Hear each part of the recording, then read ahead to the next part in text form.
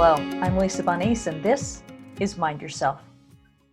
Welcome to part 4 of my conversation with author and adventurer in being, Elizabeth Ann Hill, as we discuss new ways of living in harmony with universal truth and all that is. Let's go ahead and get started.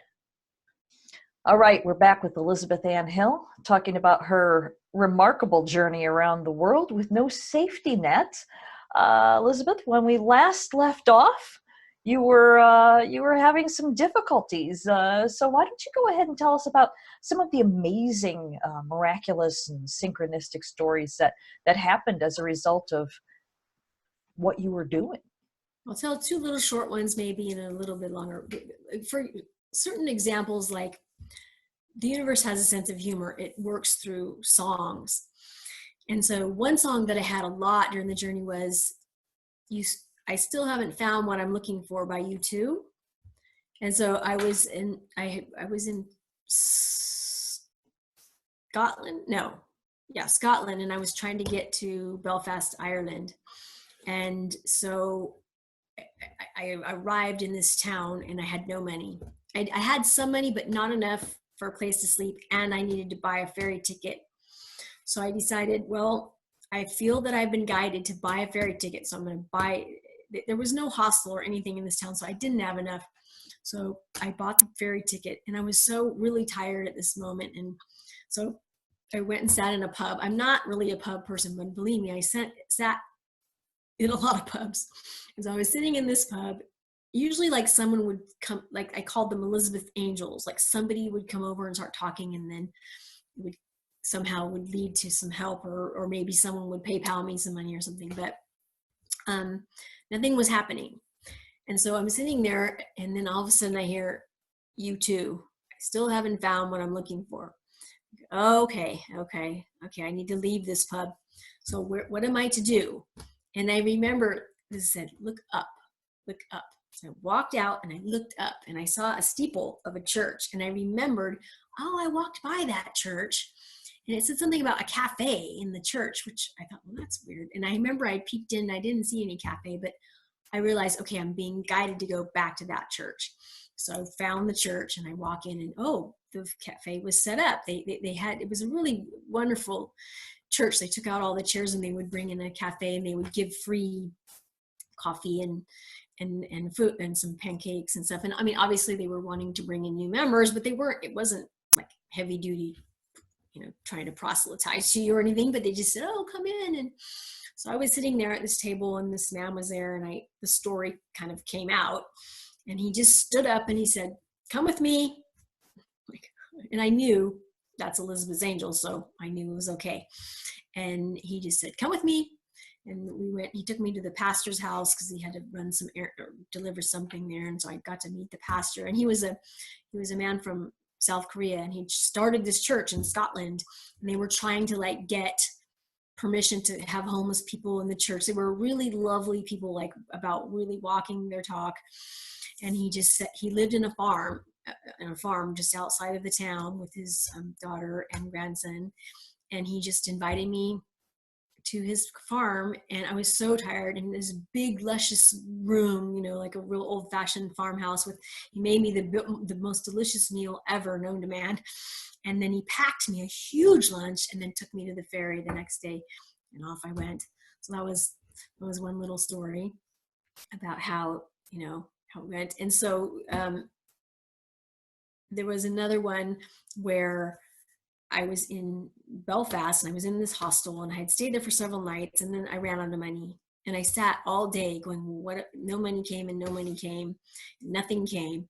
And 11 at night, I got, okay, leave, you need to leave. I got the guidance to leave. I'm like, okay, it's raining, it's 11 something at night. Are you kidding? And it was like, just go.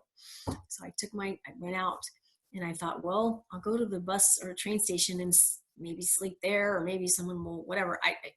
So I'm walking and then I encountered a woman. She was a young woman. She was closing down a bar, a restaurant. And I said, do you know where the train station is or whatever? And she said, oh yeah, it's over there. But I mean, it's kind of late at night. What are you doing? And I told her, well, I don't have I told her kind of what was it. And she said, oh, come with me. Again, come with me.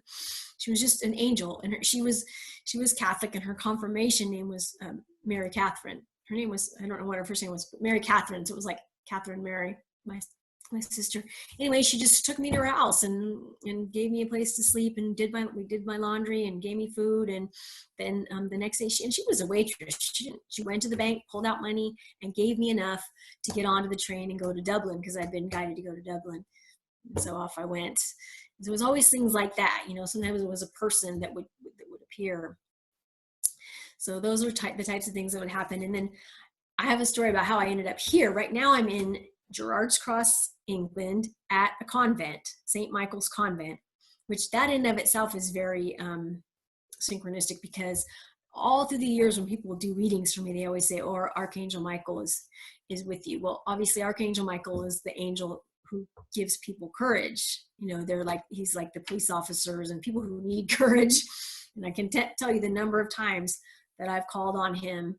I call him Mickey. I'm like, "Mickey, help," So I'm at St. Michael's Convent in this wonderful place.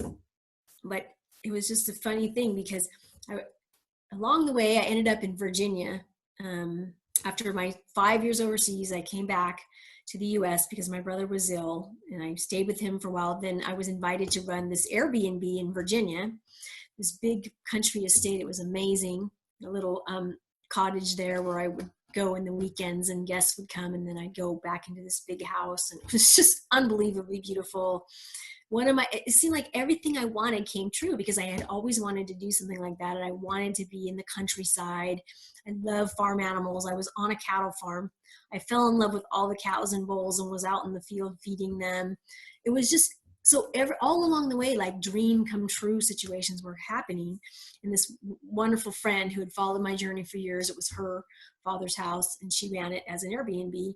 So while I was there for a year. So I had this beautiful time just to relax, and got so it was the first time really that I had kind of a job. This was like a few years ago. So this is about 8 years into the journey. Like, it was kind of like she paid me a little bit, it wasn't a lot, but I lived there. And so anyway, it got towards the end of the time when I knew, okay, I have to move on, because it was very isolated. I was out in the middle of nowhere, and I just knew that I couldn't stay forever. And these trucks kept going by England, big, like the Crown, England. So I'm like, oh, I need to go to England. So I tried to go to England, and it didn't happen. And I found that's often the case. Like, I'll get guidance, but it's like, you're going to go via some other route. There was no plane ticket came. I didn't have anybody step forward and invite me or anything. So I'm like, well, fine. But in the back of my mind, for years, I've been saying, I want to go to New York City. I want to go to New York City so badly. I mean, I love dance, and I just had this dream. I had said this for years. I'm going to go to New York City at some point, and I don't care how good I am or whatever, but I'm going to take a ballet class at Joffrey Ballet, and I'm going to go to, and I just was and I got it. You're going to New York. And so I didn't have anything to get to New York. So I kept trying to figure out, well, what am I going to do? And in my mind's eye, I kept seeing this man who had been following my journey for a long time. And I knew he lived in New York, not New York City, but I wasn't sure. I thought that he was pretty close. And he kept appearing in my mind. He'd actually been appearing in my mind for a long time that I was going to stay with him. Well, I couldn't approach him. So I decided to write a Facebook post. Is anybody in the New York area? I'm being guided. I'm feeling compelled. And within 2 minutes, he popped up in my Facebook and said, well, I live right outside of New York City. Why don't you come here? And that was it. I left this beautiful farm and went to stay with him outside of New York City in Peekskill, New York for 3 months. I helped him with some of his businesses. But the day came where it was like, we both knew I just couldn't stay there any longer, but there was really nothing had come, and he was concerned. And I'm like, look, that I've been in this situation before where I just go. And I had that many times where I get to the end of a situation, maybe somebody offered something and they didn't really feel like they could offer anymore, which is understandable, right? So I would just go with nothing. And I had done it so many times that I knew I could do it. But this is New York City, so it was kind of like, oh. But I said to myself, okay, if I have 3 nights worth of money for an Airbnb, I will go. And I put out a post, can anybody help? And within a few minutes, I had the 3 nights. And off I went with 3 nights worth of money to New York City. And so I was staying in Airbnbs. I stayed in an Airbnb. And then it was like, I went through these time periods where it was really challenging, because then every single night I didn't know where I was going to be. Like, I'd have to check out of the Airbnb and I'd end up in another one that night, but it was a different one. And it was every night, and it was so challenging. But looking back on it, that gave me the courage, because it was so on the edge. I would be in the Airbnb and then I would check out. And on top of all of that, I wanted to take dance classes. And so I would be sitting in a cafe, not knowing where I was going to be that night. But yet some money would come in. I had people that follow, and during these time periods, they always pop up and they would send money. But it was like, let's say it was enough money for food and a dance class, but not enough money for an Airbnb. And I would turn to Spirit and they'd go, dance class, go. So I'd go to the dance class, take the dance class, and lay on the floor. Dancers always are on the floor. So I'd lay on the floor. Because when you don't have a place to be in the world, it's very, very tiring. I hated it. I hated sitting in a public place, but I would lay on the floor in a corner in the dance studio and take a nap.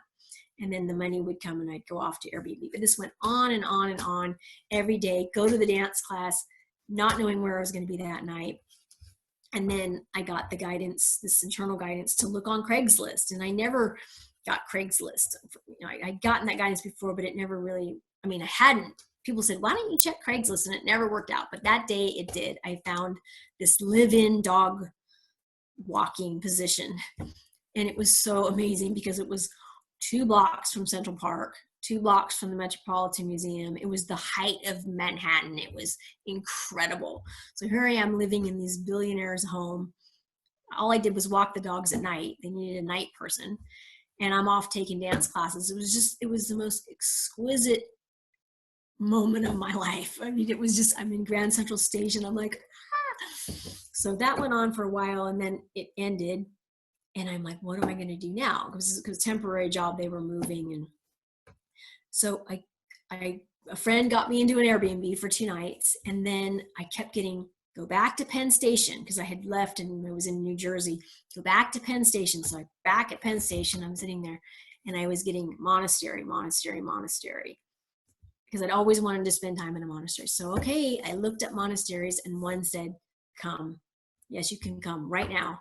And so I got on the train and went out of New York City and stayed at this unbelievably beautiful Holy Cross Monastery in New York. And I didn't have hardly any money, but I told them the situation, and they said, you can just stay for a month. It's okay. They didn't charge me anything. They fed me 3 meals a day. They were so lovely. I didn't want to leave. But while I was there, I met a nun, and I heard her talking, and that she was from San Diego. And I go, you're from San Diego? And she was about to leave in 30 minutes. And she said, oh yes, I became a nun recently. She said, I'm a retired musician with the San Diego Symphony. Well, my mother, who passed away in 86, was a violinist for the San Diego Symphony. And my father was a violinist also in San Diego. And she was like, not just knew them, but was like extremely close to them. Now we're in New York. This is San Diego. That just doesn't happen.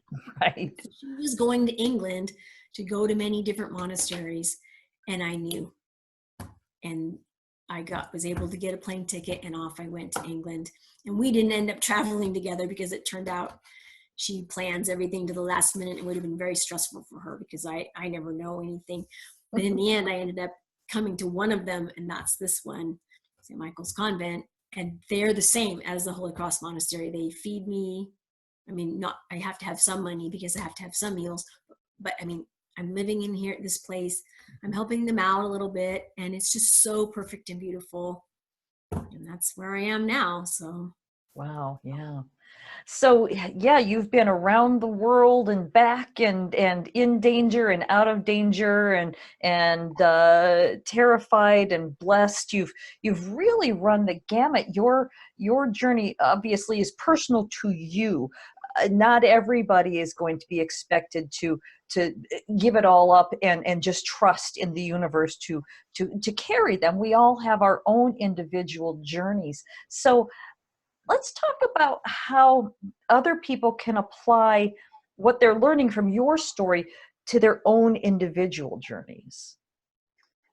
Yes, well, definitely very few people are going to do this. This is my path, but it's just take what I've gained, the new energy ideas about how you can create what you want in your life, putting your focus where you want it to be, listening to your heart's desire. I mean, I wanted to go to New York City and dance. I did it. I wanted to live in the countryside of Virginia, or in a countryside environment. I did that. I wanted to travel the world. I did that.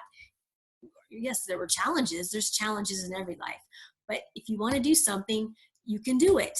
There's no, and I've traveled all over the world. I had never had money. And sometimes I went months and months without any money at all.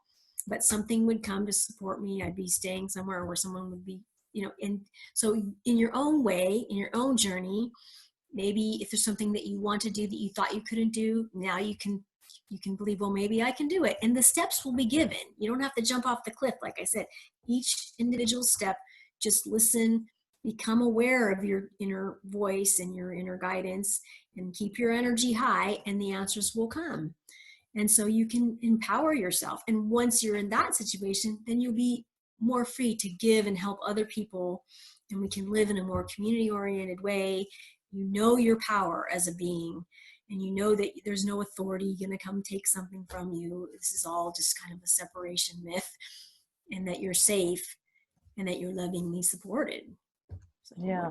Now, wouldn't you say that your journey has sort of gradually chipped away everything that you've learned about how to live in this world, that you really have had to let go of your past entirely? Oh, everything has disappeared. I mean, all my family. I mean, I have one brother left, and I don't know. He's been dealing with illness, but it's like everything went away from me. I was married, I got divorced. I mean, everything, and all the belief systems, though. I mean, I'm completely ignore the world and all of its baloney, because it's just, the guide told me that you have to focus on you and your inner work, because you cannot be of service to the world when you're all wrapped up in the story of the world. So it's not that I think the world is not important. It is important, but it's an outpicturing of us. Mm-hmm. So we have to do our own inner work. But yeah, it's the shifts that are, I was telling you last night, the shifts that are happening in me are astounding. Like the physical healing and the sense of freedom, and more, it's like an upward spiral. So I go through these challenging moments, but then more and more and more, it's more loving, more giving. People are more loving and more giving to me, not because I'm being rewarded or something. It's because my energy is higher, and I've released through walking through them, I've released these limiting belief systems. So I'm able to attract to myself a loving, giving environment. And I every day I'm down to $0. And, at this point, I just ask, anybody want to help? And people do, because it's like I feel like there's a kind of a karmic contract with certain people that just keep coming and helping me. That's just their role that they play. Like you played your role of helping me endlessly in different ways. So yeah, it's been quite a, yeah. But it is for everybody. It's not just for me. Otherwise I never would have made it. When you make it through all of that without knowing that this is for the whole, this is for everybody. Right. And didn't the guide say something like the greatest spiritual journey is to just be yourself? Yes. Yes. There's no such thing as mundane versus spiritual. It's complete. And there's also not this myth that if you are spiritual, you have to give up everything and have nothing. There are people who do that, and at this moment I'm kind of there, but I always end up with beautiful things. I always end up with everything I need and want, just kind of in a different way. But just be yourself, and you can't listen to other people, because there are so many people in this world have people in their lives that try to tell them out of fear that they shouldn't be wanting to do something. I encounter people all over the world in hostels and places, like young people, and I knew I was there for that reason, but they wanted to do something and their family was telling them they couldn't. And I said, no, you can. And it was like, I was like the push that they needed. You can do it. And you just have to be yourself, like the real true you. Some people get sick if they don't. So, You gotta Absolutely. Yeah, I do can something. testify to that. Illness. That's how I know that I'm not following my intuition, my guidance, my path, whatever it is, because I will get sick.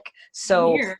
so I focus on wellness. I focus on it from within and expand it outward, and then I find that my external circumstances are reflecting what I've started to build up within. And it feels to me, and I'm sure you'd agree with this, that your job is to sort of be a global ambassador to, as you said, you would meet these young people in hostels or older people. You've met people all over the world where Yeah. you having a conversation with them, while to you it might be, let's have a cup of tea and chat.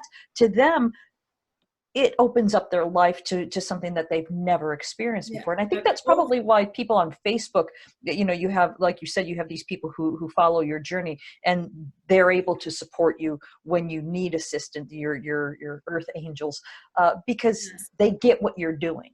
Well, they're part of the journey. I believe that we have certain soul contracts. I mean, you are obviously one of them. I have a certain group of people that for whatever reason always come back again, and then I have like new people that come in for a while and they go, and I see them a year later coming back, but they're drawn. And it's like, I can't do this alone. We're not meant to be doing anything alone. Mhm. And so when I need money, people do give money, but it's because I know that my supply comes from my infinite source. So if it's not that person over there, it's going to be that person over there. We all receive money through people. Think about it. You have a job, it's through people. It's just that because mine's not one-to-one, like, okay, I sold this book and got this money, people don't necessarily think that's a job. But I call myself an independent contractor for the universe, because I really have been sent in some places where people were really unconscious and they kind of needed to be hit over the head. And nobody wants that job, but I had to do it, But Right. all different situations where people, individuals, and sometimes groups, I brought something and they brought something to me because I needed a place to stay and food to eat and Right. whatever. Right. And it Right. was always mutual. I think one of the things that you've learned is that once you have what you need, once your needs are met, it's a lot easier to understand the possibilities that are available to you. Yeah, I mean, once we start to, because I've seen it, it's experiential. It's not like you just read a book. Hmm. Reading a book is a good thing, but I think people need to maybe do it a little less intensely than me. But I came in with that personality. And in fact, the guides told me that you came in specifically, you were specifically chosen for this because of your energy and your level of determination to stick to your true heart. Hmm. So they said that was very powerful. So, trust me, not everyone's going to do this, but once you start to see in maybe smaller ways how maybe you run out of money one month, or maybe you can't pay a bill, or maybe something happens where you lose your job. Hmm. I had people contact me and say, I've lost my job and I'm so terrified. I know this is counterintuitive, but look what I was guided to do. Become like a child. I mean, it's about energy. It's not about doing. I mean, there are moments when you need to take action, but it has to be inspired action. Hmm. And running off like a wet chicken with your head cut off, trying to figure it out, will lower your energy and make it much, much harder for doors to open. Believe it or not, if you go sit in a park or you go sit at a beach or something and you get still and you just calm down and you meditate or you pray or you do something, you would be absolutely amazed at what miracles will show up. A person will show up, money will show up, an idea will show up. It's not going to come when you're all uptight like this, it doesn't happen when you're struggling. Hmm. And we Right. all know this because we've all heard about the law of attraction, but I think it's just, I mean, even to this day, I still do it myself. I'm like, hello, how many times do you have to do this before you remember? I mean, I do. I have moments where I've had to, and I'd be in a place where I didn't have something and I would just, for whatever reason, freak out. And I knew better, but it was usually because I was tired. When I was tired, all bets are off. I was so tired. Hmm. And so I'm sitting there and I just want to go lay down somewhere and I start to freak out. And the moment I calmed down, poof, in came the answer. And in fact, a couple of times I was so freaked out, I was having a meltdown in this one place. And I said, I need money now. And boom, it came just like that. Mm-hmm. So whenever I hit my point of I'm at that limit, I need the money, I need to eat, I need it, now it came. So you're not going to get your soul, your own higher self, which is guiding this boat, is not going to give you more than you can handle. But just, so there might be challenges. So the minute there's a challenge, don't go running away. In fact, the point is to be able, it's one thing to sit in a beautiful place in a meditation sanctuary and be calm. But when you're in the midst of chaos, as you have been, it has to be integrated. So you have to learn to take that meditation that you've learned and that walking in nature that you learned in the midst of craziness. Some person's right in your face or whatever. Keep going. There's a feeling, it's right here. I was talking to you about this yesterday. When they say be in the present moment, it's not just that your mind is in the present moment. There's an actual presence. And the word that the question you can ask is like, am I aware right now? Am I conscious? Am I connecting with my soul? And you can literally feel it come. Oh, okay, there it is. It's like this weightiness in your center. I call it, the word that came to mind the other day was gravitas, which gravitas means seriousness, but it also means like confidence and weightiness. And there's feeling that comes in, and that's presence. It's not just that your mind is in the present moment. You have to bring it in, center yourself, bring that, stop and say, okay, God, whatever word, I got this book came to me in a laundromat about centering prayer. All centering prayer is that you pick a word. And for me, God, it just means infinite intelligence. It's not some Santa Claus in the sky God. So I use the word God because to me that's the most powerful. And I'll meditate, and then when my mind starts going away, I'll just inwardly kind of say the word God, and it brings me back again and again. And you just sit with that energy. It is so powerful. You cannot believe it, because that is your soul. So yes, you have to put all this together. It can't be reading a book, going to a meditation retreat. Yeah, that's great. But if you can't bring it into your life, feet flat on the ground, chaos swirling around you, then it's not integrated yet. Right. You got to be like that mighty oak tree and put your roots down and say, I am guided, I'm loved, I'm cared for. And I want to reiterate here, because we couldn't possibly tell every single thing that you have experienced, but I want people to know that you have experienced some of literally the most terrifying things that a single woman traveling alone in strange countries at night with nowhere to be, you've experienced some horribly scary things. So I want people who are listening to know that she is talking to you. We're not talking about, just tra-la-la surface problems. You really have plumbed the depths of human suffering, fear, terror, compassion, the things that you have received. You're not just gabbing. No. So when you're saying that this is how you overcome these horrible, well, horrible is a subjective phrase, but you've overcome some things that everybody in the audience here can absolutely relate to. You aren't just scratching the surface. So when you say to these people, this is how you make it through what we view as deeply terrifying, horrific events, this is how you overcome. Yes, and you will have both sides of the coin if you truly are you're opening to your soul, because you have to release limitation. And I know some people say, well, that's not true. It doesn't. Well, I'm sorry, but it is true, because this thing that's coming up is what's standing between you and freedom. It doesn't always have to be hugely traumatic, but if you see a trigger come up, if your mind just ruminates over it, it's telling you there's a trigger there. There's something for you to look at. Maybe look back in your childhood. When did that happen before? Do this inner work and say, okay, how can I do it differently? Can I be less triggered and just let it go and forgive the person because they, whatever. So it's about again and again trying to do things differently than you did before. And sometimes things will repeat. And so the ultimate outcome, though, of all of this is it's not just for the sake of causing you trauma and punishing you or something. It's because it sets you free and it allows more abundance to come in and allows you to live a life that you want to live. So yes, I had unbelievable, and when people read the book, they're going to be pretty stunned because some of these things were really intense. I mean, I was threatened with police and jail, and I was threatened with all kinds of things. And I just had that mighty oak tree right here because I had been told I was going to be doing this. Thank God I was told, I never would have.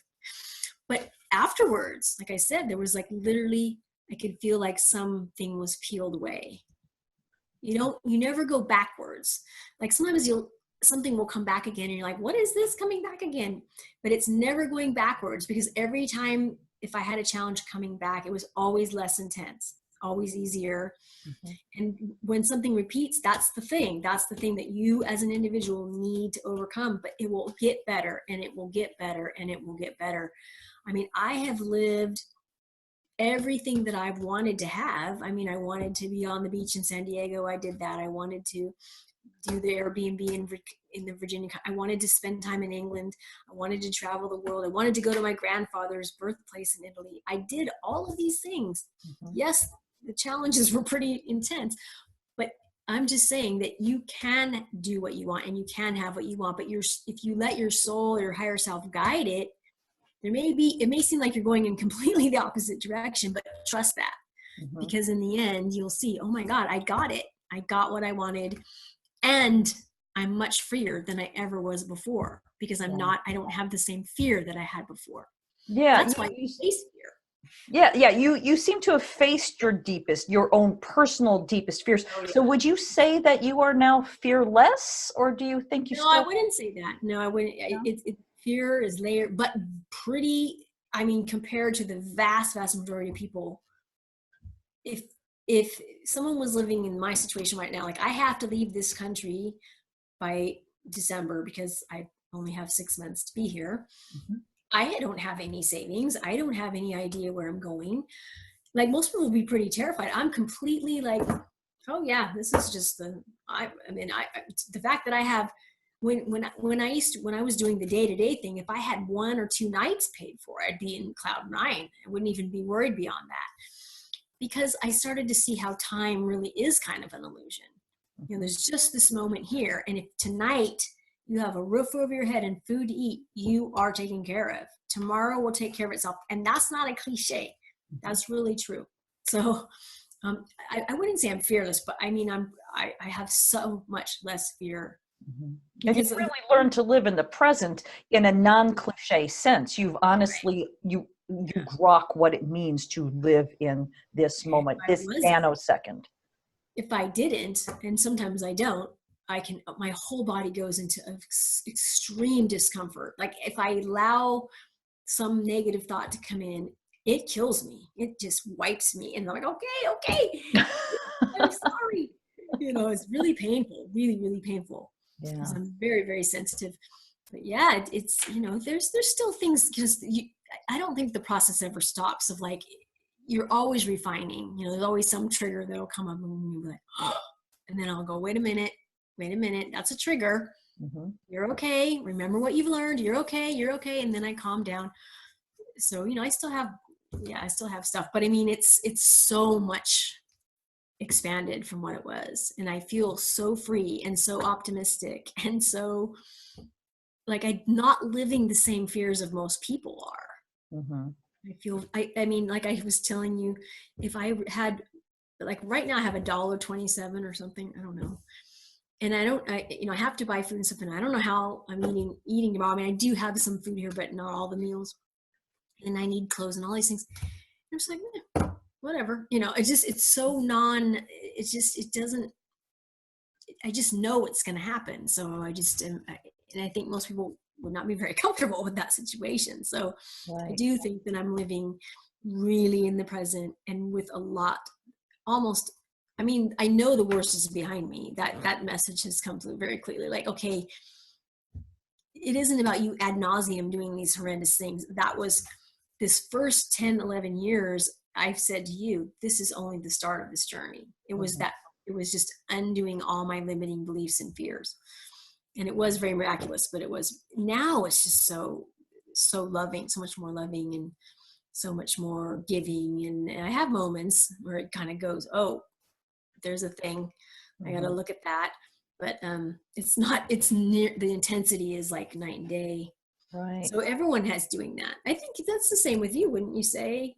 Oh, absolutely. I've gone down my own difficult path, but it's a completely different storyline than yours. I'm a different person. I've got different ancestral lineage. I've got different astrology chart. We've all got our own versions of what you're going through. So yeah, I think everybody's going to be able to better, in your life. It seems like things are starting to, Absolutely, yeah, because I've pushed through. I haven't, I'm not saying it was always willing, but if you do resist, as we were talking earlier, the universe kind of beats you in the head with a 2x4. So, all right, I don't resist anymore, and I allow it to move forward. And now I'm seeing a completely new future that I never would have dreamed. Well, actually, I would have dreamed it, but I never would have thought it could actually happen. And now things are really unfolding. So let's circle back now because we're about to wrap this up to the conversation with you and Glenna Dietrich. Glenna, who's no longer physical, but I feel her presence as we speak. Looking back on those fateful hours when you and Glenna were recording the interview with the universe, and you thought at the time you knew what it meant. Looking back, what do you think over the past few years? What do you think you would have done if you'd had any idea what the guides were telling you was going to happen? I'm glad that I wasn't told, because when you're anticipating something, and the thing is, I'm very empathic, so I was kind of always could feel it when it was a really challenging moment was coming. I could feel it, which is not necessarily a good thing. I just feel like they told me repeatedly, what you're going to do is going to take enormous courage. And if I had known some of the depths that I was going to go, I mean, there's no way. And like I said before, if I thought it was just about me, I'm inspired because they told me this is massively important. There's no more important job on that. This is massively important, because people had a tendency to treat me really like not so good because I didn't have money, and I couldn't really explain why I didn't have it. But I knew inside, and I still know to this day, that how important this is for the whole. And so they said, you have this power. You came in with all this power. And they even said, you wanted to kind of look at the misuse of power, and I've had it through my whole life, and even especially in the journey, where I would witness the misuse of power so that I would make sure that I would never misuse my power, because they said, you are very powerful because you understand that the old ways will not work. You know that they won't work. And you know that the only way forward is to you're like a trailblazer, like with my friend in New York, it's like, you're like a jackhammer, like breaking up the hard, and it's really challenging to like blaze that trail that hasn't really been blazed to that level. But as far as the future, I mean, my feeling has always been that I'm on this planet to learn and to demonstrate what is possible in human form. And we have not even touched. The limiting beliefs, once they start falling away, for me and for everybody, we are going to be shocked at what is possible. And the guide said that we've already gone way beyond what they expected. As far as they said, they were so amazed that the whole universe is watching in awe with their non-physical mouths open, because we have walked through such darkness into the light. So take heart, because it is an amazing moment, and we have gone beyond already what was expected of us in this time period. So there's so much more that's possible with the body. The reversal of aging, I've lived that for years. The physical body does not need to decline. We're going from a carbon-based body to a crystalline light body. That's what they told me. And the earth herself is making that same journey. So it's a really extraordinary time to be embodied. Right. Yeah, let's, like I said, we're almost out of time, but I do want to touch on that a bit. You really have gone through, in addition to all of the social challenges, your own physical body has been shifting, because you've had as you said, your body's very sensitive, and you've been very sensitive to certain kinds of food. So Yes. even if you've been offered, here is food, sometimes it was food that you couldn't eat without becoming sick, but you're overcoming that. Well, there's definitely a change. I mean, I still have a little bit of the symptoms, but I would say 80 to 90% at certain moments less, like all of a sudden. I mean, I'm here in this convent, and they serve food that I can't do, foods that they're very high in carbs, and especially sugar, even though I crave it desperately. I do really good with the high protein diet, and I've been that way my whole life. But over the since I've been here, I've been doing really intense meditation and inner work. And, like I always do, but more so because I'm not moving all around. And some certain channelings came in, not the guides, but some channelings came to me. I knew they were for me, about this, about how to call into question everything. How does this body, which is made of God, the body is not a physical, it's a God force energy. That's all it is. So how could this body carry a limitation? That's actually impossible. It's actually literally impossible. It's just that it's a belief system. And so I started calling into question, how could this be possible? If I am one with God, and I am God, I am infinite. And there's only this moment, there's nothing here. I got this quote, there's nothing here more than a nanosecond old. We think it is, but it isn't. How could I have any type of limitation? I'm calling it into question. I'm calling it into question. All of a sudden, I stopped having these symptoms. Not 100% yet, but I mean, like really lightning fast. Like yesterday, I told you, it kind of went a little crazy. I ate 2 huge pieces of cake and nothing. I had no symptoms. I don't recommend that, but I mean, a little bit, but I mean, there's shifting happening. And I knew that it had to go through all of that, because your body is an outpicturing of your mind. So I knew it had to, a lot of illness and a lot of things have to do with fear. Mm-hmm. Fear is the main factor that we battle in this, so having rid myself of so many fears, I can see that there's physical transformation happening. And now I was told in the interview that this is happening. Mm-hmm. Our bodies are making a transformation. Our bodies are having an awakening. And that's never been before.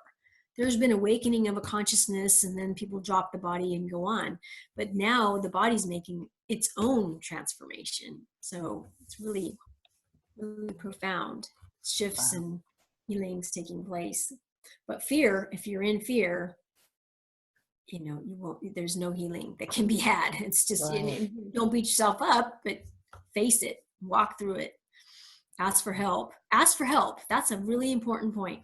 You won't receive help unless you ask, because we live in a free will universe. So ask, I want help with this, and I am willing to, do what you guide me to do, higher self, Right. Lovingly, please. Yeah. Wow. Well, this has been just an amazing series of conversations. Elizabeth, I want to thank you so much for spending some time with us from the other side of the world. I think we should probably go ahead and wrap it up, but I also want to just acknowledge Glenna Dietrich, who was the channel through which the interview came through. Again, you can download the Interview with the Universe with Elizabeth Ann Hill and Glenna Dietrich. You can also download Elizabeth's book. These are all free. And then you can also donate to her journey via PayPal. All of the links are below. Elizabeth, do you have any final words? Yeah, I mean, all amounts help.